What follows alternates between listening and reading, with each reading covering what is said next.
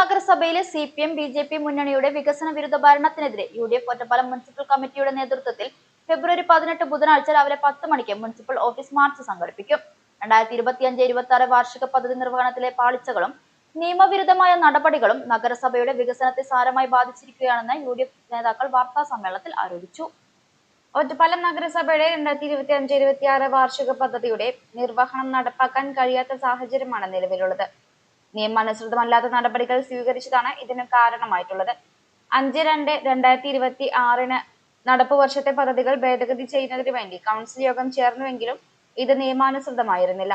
ഭേദഗതി ചെയ്യപ്പെടുന്ന പദ്ധതികളുടെ സാമ്പത്തിക സ്രോതസ് കാണിക്കാതെയുള്ള അജണ്ടയിലാണ് ഈ യോഗം ചേർന്നത്.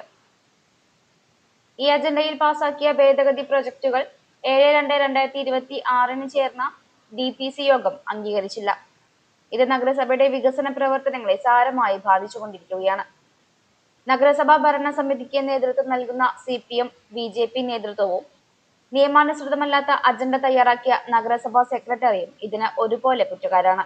2025-26 വാർഷിക പദ്ധതിയുടെ നിർവഹണം വേഗത്തിൽ പൂർത്തീകരിക്കുന്നതിന് വാർഷിക പദ്ധതിയുടെ അവലോകനം എന്ന അജണ്ടയിൽ നഗരസഭാ കൗൺസിൽ യോഗം വിളിച്ചു ചേർക്കണമെന്ന് പുതിയ ഭരണസമിതിയുടെ നേതൃത്വത്തിൽ നടന്ന എല്ലാ കൗൺസിൽ യോഗങ്ങളിലും ആവശ്യപ്പെടുകയും രേഖാമൂലം കത്ത് നൽകുകയും ചെയ്തിരുന്നു.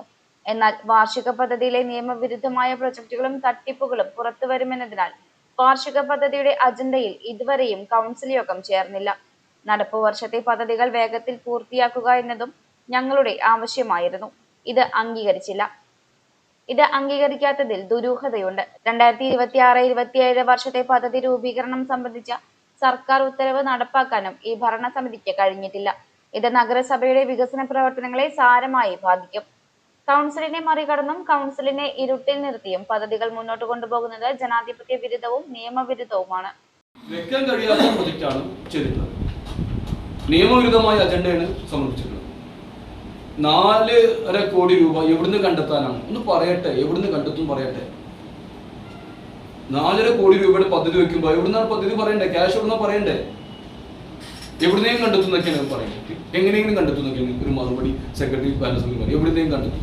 മറ്റൊരു കാര്യം ഇതില് CPM BJP നേതൃത്വം എന്ന് പറയുന്നത് നമ്മൾ മനസ്സിലാക്കിയത് BJP ഇതില് വിയോജനക്കുറിപ്പ് കൊടുത്തിട്ടുണ്ടെന്നാണ്. BJP ഈ ഭേദഗതി പ്രൊജക്ട് നിങ്ങൾ ഉന്നയിച്ച അതേ ആക്ഷേപമായിട്ട്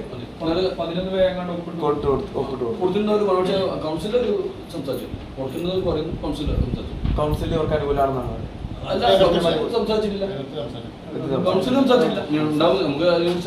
നമ്മുടെ മാർച്ച് അതൊക്കെ തന്നെയായിരിക്കും. CPM BJP മുന്നണി ബന്ധം തന്നെയാണ്. അങ്ങനെ തന്നെ